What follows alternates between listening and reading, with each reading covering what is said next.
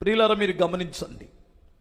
అయ్యా, నేను నా పిల్లల కొరకు కష్టపడ్డాను, మరి నా ఇంటి వారి కొరకు కష్టపడ్డాను, నా తిండి తిప్పల కొరకు నేను కష్టపడ్డాను అంటే దేవుడు దాన్ని రేపొద్దున పరలోకంలోకి వెళ్ళిన తర్వాత నీకేం కిరీటాలు ఇవ్వడు, అది పరిగణలోకి రాదు. అర్థమవుతుంది కదా? అసలు దేవుని దృష్టిలో నువ్వేదైనా కష్టపడ్డావంటే అది నీ కొరకు. ఏదైనా అంటే నీ తిండి కొరకు, నీ బట్టల కొరకు, నీ పిల్లల భవిష్యత్తు కొరకు, నీ కుటుంబం కొరకు కష్టపడిన దాన్ని నేను కష్టాలు అనుభవిస్తున్నానంటే అది బహుమానం పొందే కష్టాలు కాదు. గమనిస్తున్నారా? అది నీ కొరకు. నువ్వు కష్టపడితే డబ్బు సంపాదిస్తావు, కష్టపడితే నీ పిల్లలని పైకి తీస్తావు, నువ్వు కష్టపడితే ఏదో సాధిస్తావు. ఇది కష్టపడుతున్నానని నీ మీద నువ్వే సానుభూతి చూపించుకుంటూ నేనే ఎంత కష్టపడుతున్నానో, తెల్లారి గట్ల లేచాను, రాత్రి 10 అయిపోయింది, మరలా నేను పడుకునేసరికే ఎంత కష్టం. ఎవరి కొరకు? ఎవరి కొరకు ఈ కష్టం? నీ భోజనం కొరకే కదా, నీ బట్టల కొరకే కదా. కష్టపడకపోతే కడుపు ఎలా నిండిద్ది? బహుమానం వచ్చే కష్టం ఏదైనా ఉందంటే సువార్త నిమిత్తం కష్టపడిన దానికి తగిన ప్రతిఫలం వస్తుంది. అదే పౌలు ఏమన్నాడంటే, సువార్తను ప్రకటించని ఎడల అయ్యో నాకు శ్రమ, అది నేను ఇష్టపడి చేస్తే నాకు బహుమానం వస్తుందన్నాడు. మీరు గమనించారా? ఇది ఎక్కడి నుండి వస్తుంది బహుమానం? ఎక్కడి నుండి జీతం వస్తుంది? దేవుని యొద్ద నుండి వస్తుంది. కనుక ప్రియులారా, సంఘం అనేటువంటిది సువార్త నిమిత్తం కష్టపడాలి, సువార్త ప్రకటించాలి. అది వ్యక్తిగతంగానైనా లేదు సంఘపరంగానైనా. మనం పురుషుల కూడికో ఇంకో మీటింగో పెట్టాం. అవి సువార్త అందించడానికి నాతో పాటు మీరు కూడా కష్టపడ్డారు. అది మీరు పాయలు భాగస్తులే. అంత మాత్రమే కాదు, మీ వ్యక్తిగతంగా సువార్త ప్రకటించాలి. సువార్త ప్రకటించని ఎడల ఆత్మలు ఎలా రక్షింపబడతాయి? చెప్పాలి కదా. హల్లెలూయా చెప్పగలరా? మీరు చూడండి ఒకసారి, ప్రతి వస్తువును గురించి ఒక అడ్వర్టైజ్మెంట్ ఉంటుంది కదా. అడ్వర్టైజ్మెంట్ ఇస్తారు కదా.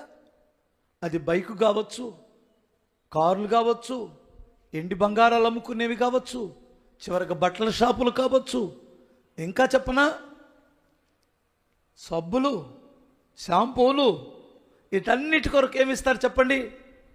అడ్వర్టైజ్మెంట్ ఇస్తారు కదా. ఇంకా చెప్పనా, ఇంటింటికి తిరిగి చెప్పేటువంటి వారు ఉన్నారు. ఇళ్ళకి తిరిగి చక్కగా వాళ్ళు మా యొక్క వస్తువు కొంటే ఇలాంటి బెనిఫిట్స్ ఉంటాయని చెబుతారు. కానీ సువార్త ఎందుకు ప్రకటించకూడదు చెప్పండి? మీకు అర్థమవుతుందా? ఆ మొదట్లో ఈ సంఘం ఏం చేసేదంటే ఇరివిగా సువార్తను ప్రకటించేది. బిగ్గరగా స్తోత్రం చెప్పాలి. ఈ మధ్యకాలంలో మనోళ్ళు కూడా కాస్త తగ్గారని నాకు అనిపిస్తుంది. ఎందుకంటే వాళ్ళ కళ్ళ ముందు కొంచెం సంఘం ఎక్కువ కనిపెడుతుంది. సైతాన్ గాడు వాళ్ళని మోసం చేస్తున్నాడు.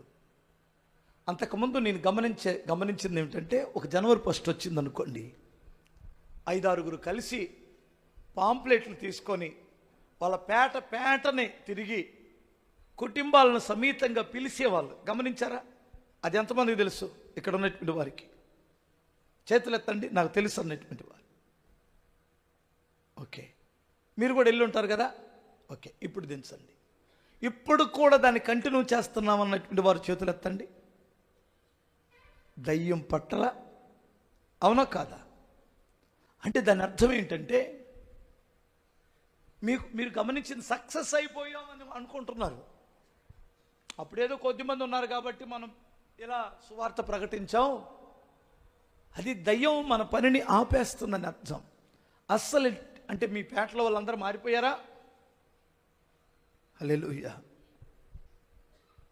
అలా మనం పిలిచినటువంటి వారిలో అనేకులు రక్షింపబడుట వలన సంఘం ఏమైంది?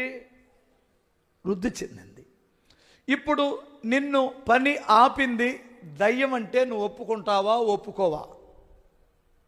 ఒప్పుకుంటే చెయ్యొత్తండి మర్యాదగా. దయ్యం నిన్ను ఆపేసిందని ఎంతమందికి తెలుసు? ఖచ్చితంగా దయ్యం ఆపేసింది. దానిని గ్రహించాలి. ఫస్ట్ స్తోత్రం చెప్పాలి. ఏమైనా సింపుల్, అంతే, తేలికైన పని. నువ్వు ఇష్టపడి సువార్తను ప్రకటిస్తే నేను జీతం ఇస్తా. ఈ రహస్యం కానీ తెలిస్తే మీ బంధువుల్ని విడిచిపెట్టరు, మీ రక్త సంబంధులు విడిచిపెట్టరు, మీ ఇంటి వాళ్ళు ఎనరండి, వాళ్ళు ఎనరండి. మనం వింటున్నామా? వాళ్ళు ఇది సబ్బులు కొనమని, షాంపూలు కొనమని, బ్రష్లు కొనమని వస్తుంటే మనం వింటున్నామా?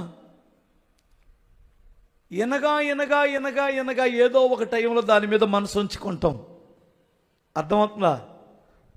లేదండి ఒప్పుకోవట్లేదు పాస్టర్ గారు. నేను అనేది ఏమిటంటే, మీరు మైకులు పెట్టి చెప్పవసరం లేదు. ఇది చెప్పకపోతే వారు నశించిపోతారని కదా ప్రభు బాధ. ప్రభు మరణించి తిరిగి లేచింది ఎందుకంటే పాపముల చేత, అపరాధముల చేత చచ్చిపోయిన వారిని బ్రతికించమని. ఈ శుభవార్త ఎవరి చెవులో పడిద్దో అది ఒక ఇత్తనములాగా పనిచేస్తుంది. ఇత్తనము 5 రోజులకు మొలిస్తే ఇది ఎన్ని రోజుల తర్వాత అయినా మొలకెత్తిద్ది. సంవత్సరం తర్వాత మొలకెత్తొచ్చు, 10 సంవత్సరాలైనా ఆ విత్తనం నశించదు. కానీ నువ్వు ఆ చెవులో ఏమేయాలి? ఒక జీవము కలిగిన సువార్త విత్తనాలను విత్తాలి. స్తోత్రం చెప్పాలి. ఏదో ఒక రోజున ఆ కార్యం జరిగింది. ప్రియులారా, మీరు గమనించండి. ఒక చెడ్డ విత్తనానికే ఒక ప్రభావం ఉంటుంది కదా. ఒకళ్ళ గురించి నీకు చెడ్డ విత్తనం ఇత్తారనుకోండి, ఆ మాట చెప్పారనుకోండి, ఆ మనిషి కనిపించిన వెంటనే నీకేం గుర్తొస్తుంది? అతని గురించి ఆ చెడ్డ పనునే నీకు వెంటనే గుర్తొస్తుంది. అలాగునే ఒక చెడ్డ విత్తనమే పనిచేస్తున్నప్పుడు నీ దగ్గర మంచి విత్తనాలు ఉన్నాయి, సువార్త విత్తనాలు ఉన్నాయి. అది సంఘం మొదటి నుండి ఎఫెసీ సంఘం సువార్త కొరకు కష్టపడిందట. ఫస్ట్